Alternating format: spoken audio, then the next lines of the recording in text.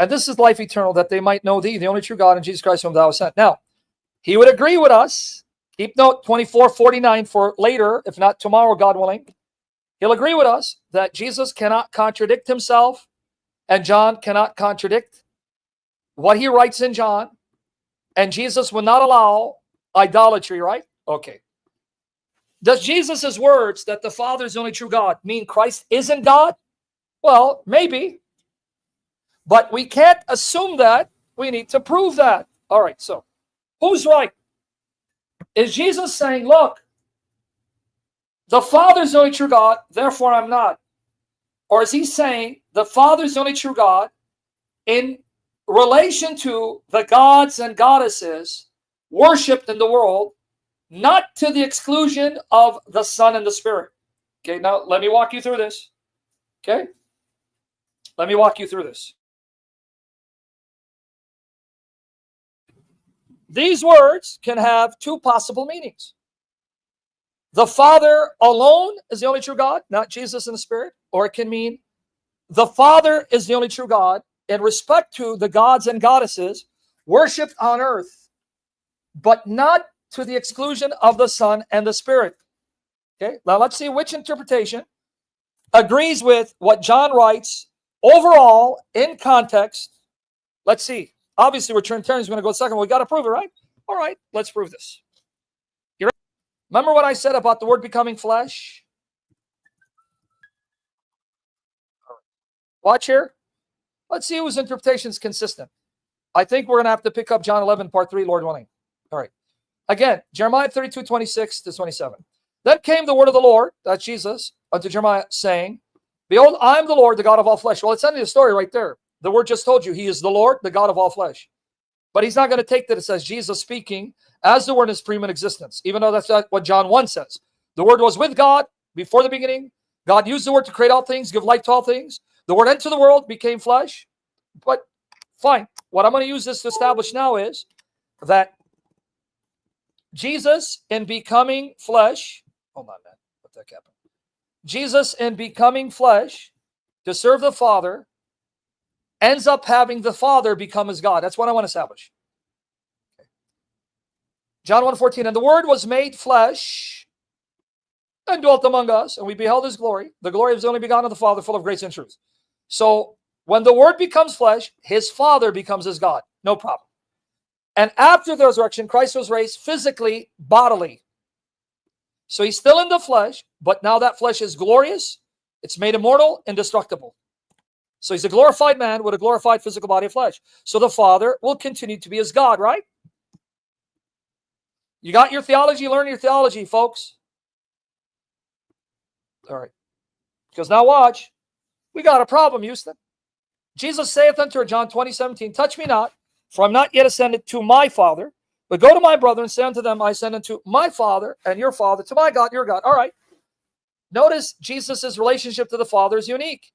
He could have simply said, our Father, our God. No, he had to complicate matters because he's trying to go out of his way to show my relationship to the Father is unique and different from your relationship.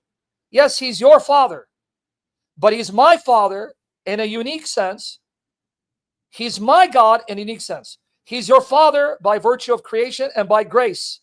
Through faith in me, I give you the right to share in my sonship and become his children. But he is my Father by nature. That's number one. And to my God and your God, there's a difference between the way he is your God from the way he's my God. He's your God by virtue of you being creatures of his. He is my God by virtue of me humbling myself to become flesh and take on human nature. Okay?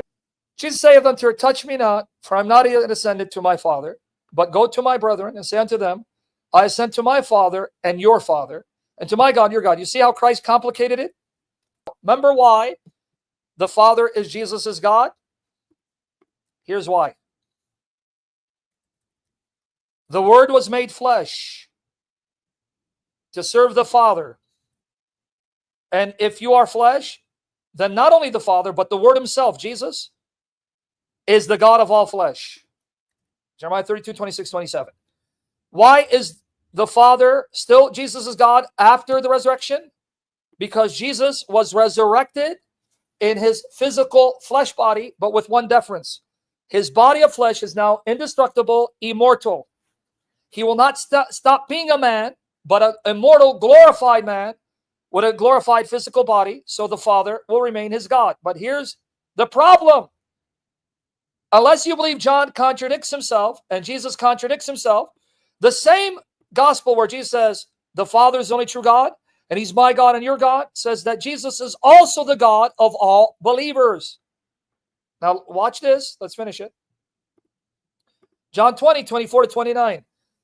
But Thomas, one of the 12 called Didymus, was not with them when Jesus came, right? Was not with them when Jesus came, when he appeared that first Easter Sunday, resurrection. The other disciples therefore said unto him, we have seen the Lord. But he said unto them, except I shall see in his hands the print of the nails, and put my finger in the print of the nails, and thrust my hand into his side, I will not believe. Now notice, being a Jew,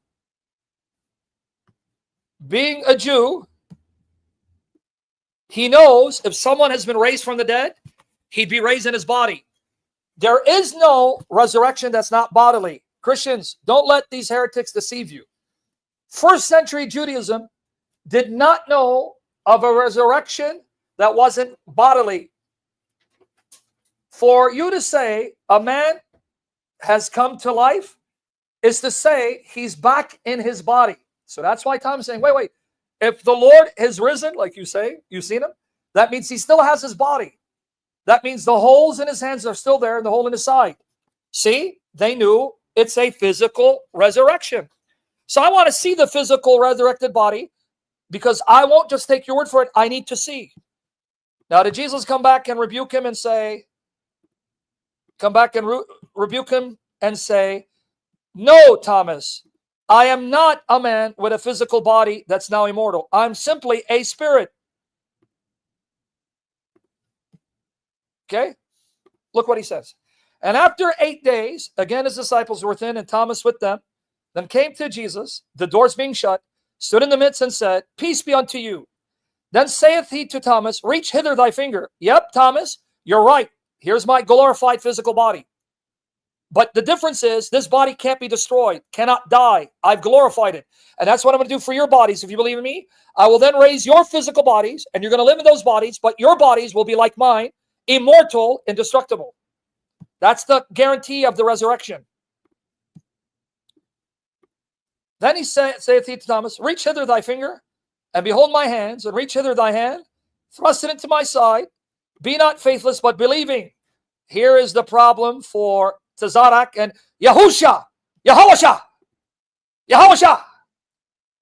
And Thomas answered, said unto him, don't let them lie to you. Here, right here, King James, beautiful. Unto him, not the Father.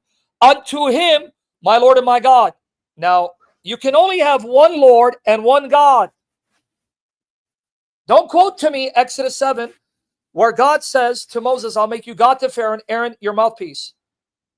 Being made God to someone means you stand in the place of that person, representing God, speaking in God's authority. But you're not going to find Pharaoh, and you're not going to find any Israelite saying of a creature, you are my Lord and my God. That can't happen, won't happen. So now if Jesus is a man, he should say, stop. Don't say that. Didn't I just tell you the Father's your God and my God? Right? Follow me.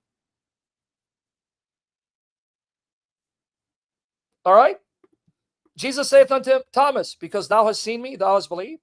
Blessed are they that have not seen yet believed. Jesus never rebukes him and says, blessed are those who believe I am their Lord and their God in the flesh, God in flesh, without having to see me in my flesh. Now we got a problem.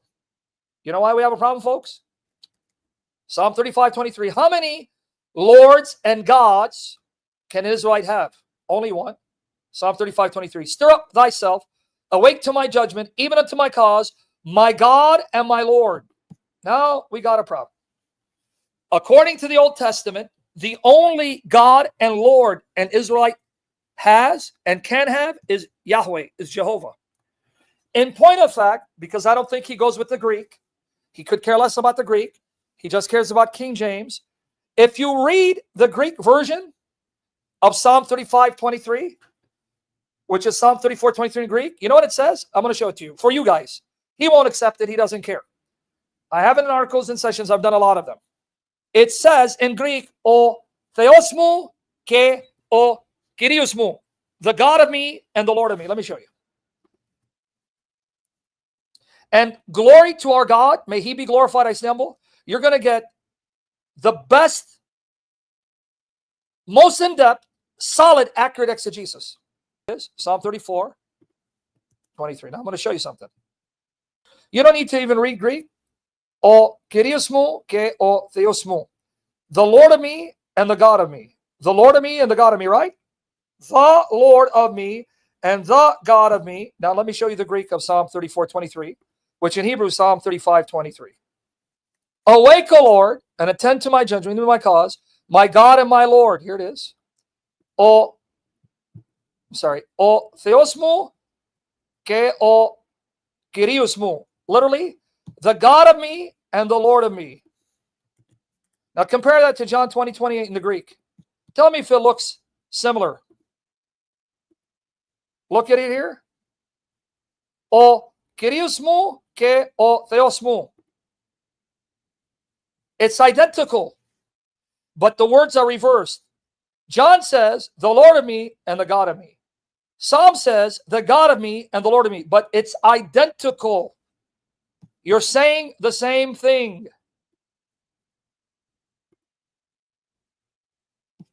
See that?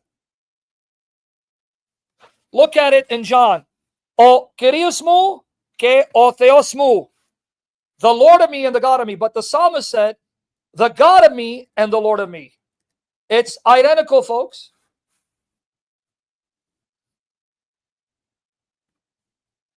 Now, my question is, how many Lord gods does an Israelite have?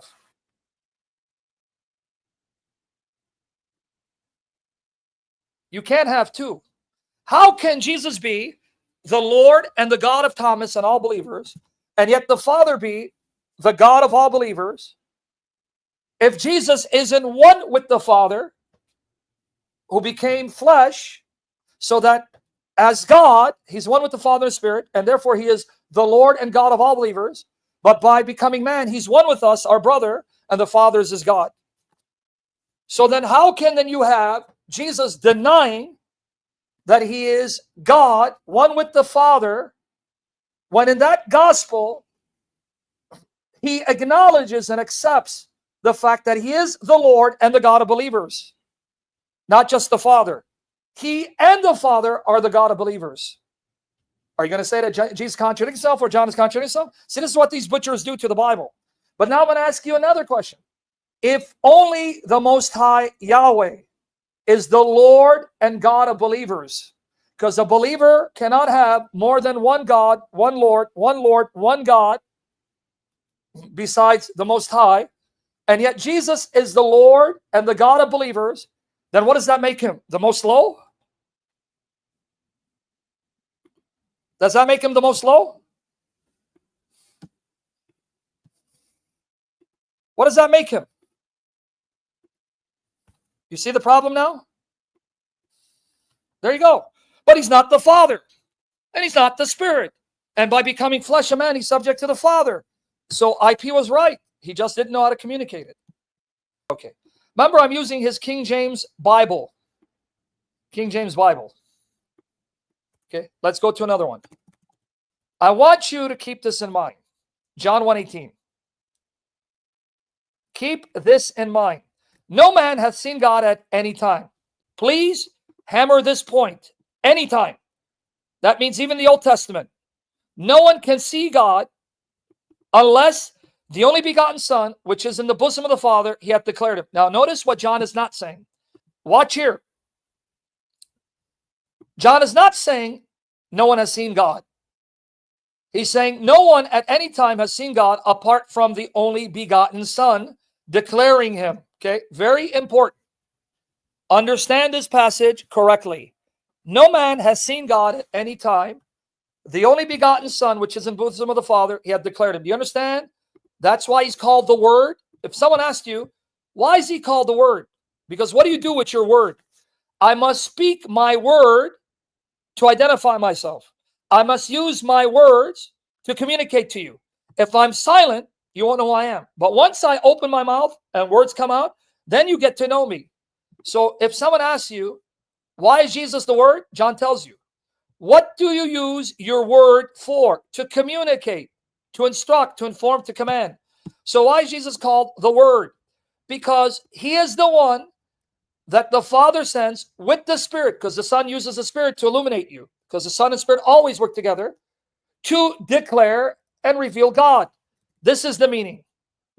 Please remember what it means for him to the Word. He is the one who declares God, reveals God. That's why he's called the Word, because God must speak his word for you to know who he is. And what is the word that he speaks? Jesus. Does Jesus come alone? No, he comes with the Spirit. Because by the Spirit, Jesus will enable you to understand who God is as he reveals God to us. See what it means for him to be the Word? If you don't believe that Jesus is called the Word because he reveals God, makes God known, here you go. John 17, verse 6. I have manifested thy name unto the men, which thou gavest me out of the world. Meaning, I have made known your character. Name meaning your character. I've done it.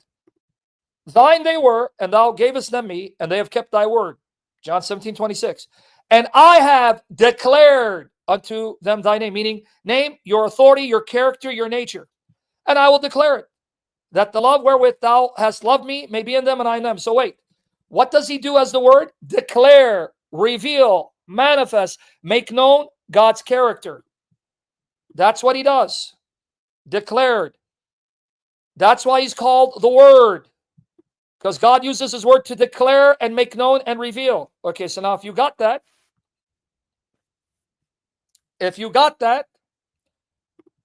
John is saying, if anyone has known God, anyone perceived God, anyone spoken to God, that's because Jesus came to that person and revealed God to him. You catch it? No man has seen God at any time. You need the Son to make him known. Now, would this include the time of Abraham, the time of Isaac and Jacob, the time of Moses, the time of Isaiah? If it says any time, that means all time, even at the time of Isaiah, right? But now we got a problem, Houston, and I'm going to give you the article that I wrote on this. But I'm just going to King James because he likes the King James. Watch here. We got a problem. Isaiah 6, 1-10. In the year that King Uzziah died, I saw also the Lord sitting upon a throne, high and lifted up. Now, is he going to tell me this is not the Most High God? You don't get any higher. So this is Adonai, the Most High. And a train filled the temple. Above it stood the seraphims. Each one had 6 wings. With twain he covered his face. With twain he covered his feet. With twain he did fly. Still not convinced this is the Most High? And one cried out to another and said, Holy, holy, holy is the Lord of hosts. Yahweh Savaot. The whole earth is full of his glory. All right. And the post of the door moved at the voice of him that cried, and the house was filled with smoke. Then said I, Woe is me, for I am undone, because I am a man of unclean lips, and I dwell in the midst of a people of unclean lips. Now here, in case you missed it, for my eyes, my physical eyes, can't be any clearer, have seen the King, the Lord of hosts. Can it be any clearer?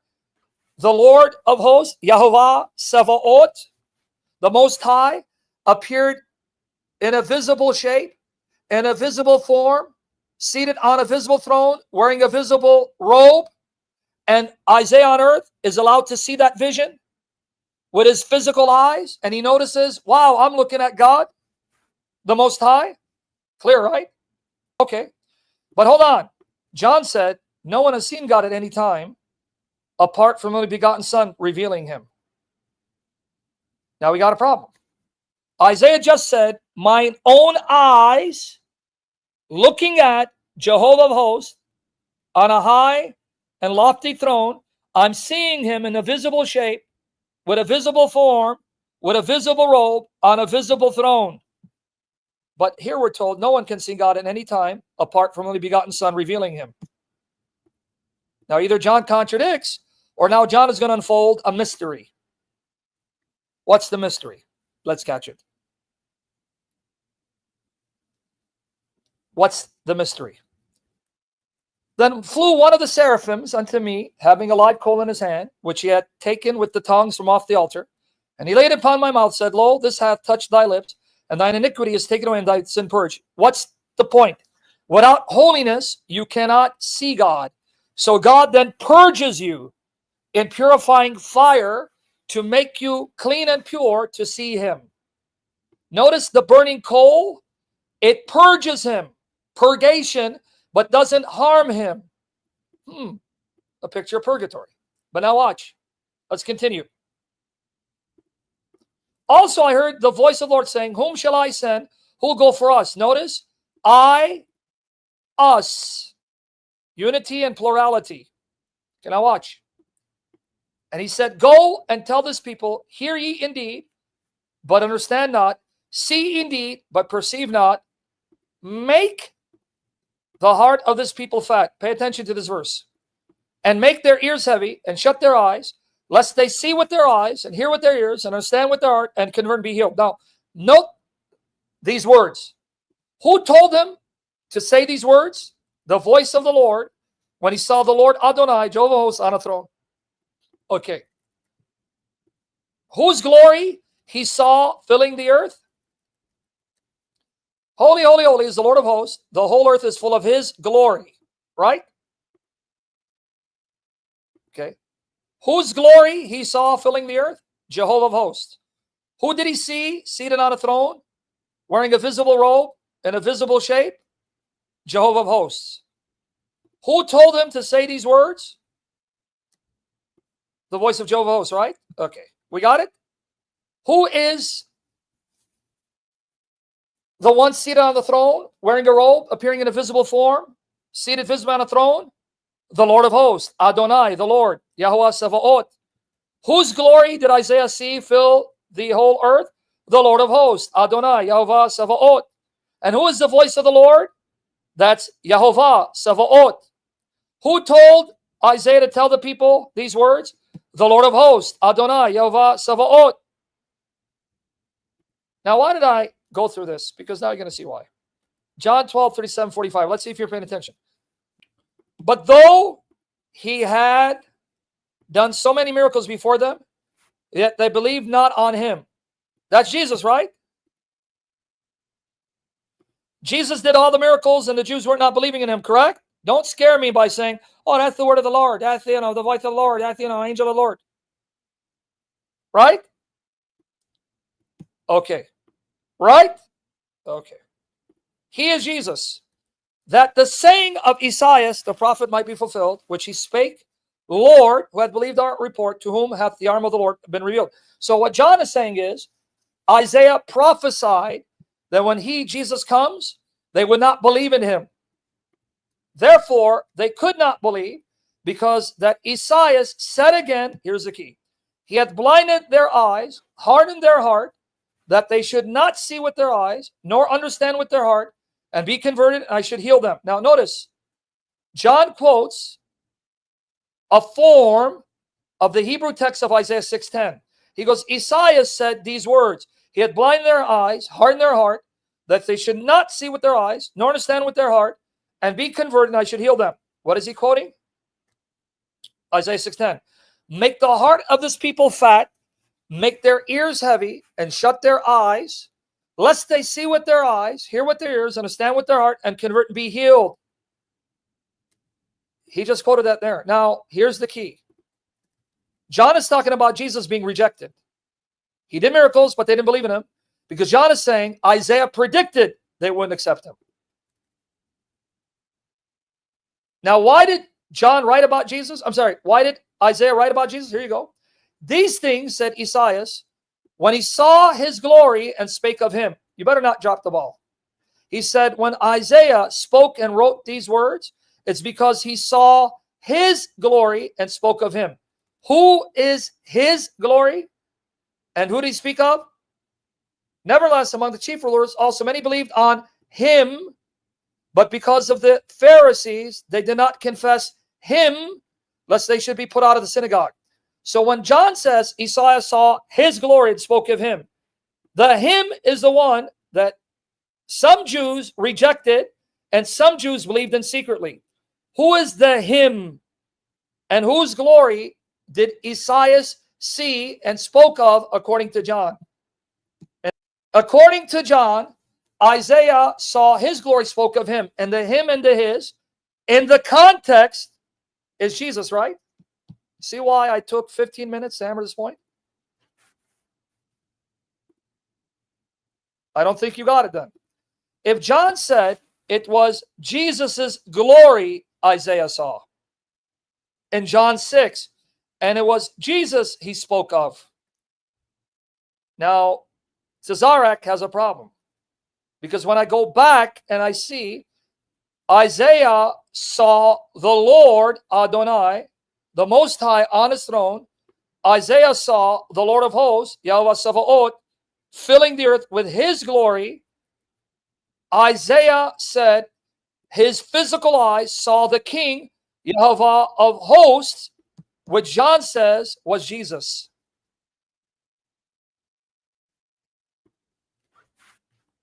You better show me your phrase, Francis, and it better be on Black Hebrew Israelite, so I'm going to block you, because I didn't invite you to come if you're not a Black Hebrew Israelite. Do you understand what you just saw? Why do you think I spent 15 minutes unpacking this? Because John says the Jehovah that spoke to him, the voice of Jehovah, who is Jehovah, speaking to him, is Jesus. And that makes sense, because how could Isaiah see with his physical eyes Jehovah of hosts when John says no one has seen God apart from the only begotten Son revealing him? So who appeared to him? Who declared to Isaiah? Who showed Isaiah Jehovah on the throne?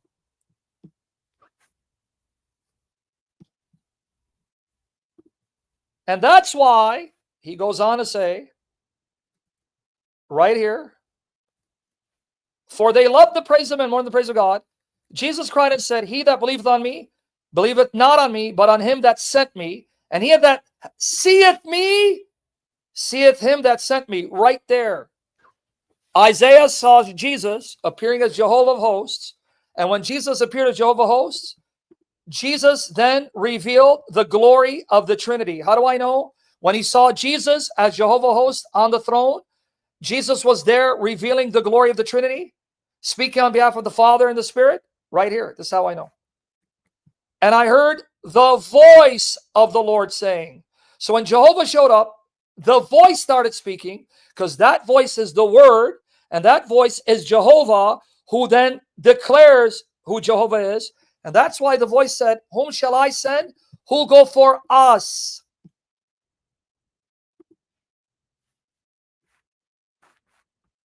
You understand why? Notice he says, not I heard the Lord saying. I heard the Lord's voice speaking. So here's the voice speaking. That voice would be the Word, because what does God use his voice to do? To declare. What does God use his Word to do? Declare. So here's the voice, the Word, who's appearing as Jehovah, declaring, announcing, commissioning. That's why the voice then says, whom shall I send? Who'll go for us? The I and the us. Well, if Jesus is that Jehovah that Isaiah saw, according to John, then how can cataract, heart attack, say Jesus is not the Most High?